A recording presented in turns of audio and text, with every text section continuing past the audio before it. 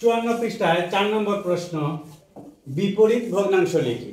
বিপরীত মানে কি? যেরকম আছে তার ঠিক উল্টা, ঠিক না?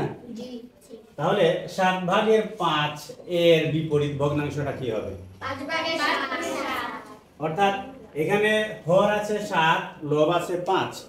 আমরা এটা ঠিক উল্টা যদি লিখি, অর্থাৎ হরের জায়গায় নিয়ে আসবো 5 আর লবের জায়গায় নিয়ে যাব 7। অর্থাৎ উপরের সংখ্যাটাকে নিচে, নিচের সংখ্যাটাকে উপরে, এরকম যদি আমরা লিখে ফেলি তাইলেই বিপরীত ভগ্নাংশ হয়ে যাবে।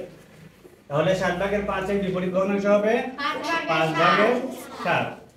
অনুরূপভাবে 9/4 এর বিপরীত ভগ্নাংশটা কত হবে? 4/9। এবার 3/1 এর বিপরীত ভগ্নাংশ 1/3। এই 1/3 মানে কি? 3। 1/3 মানে কি?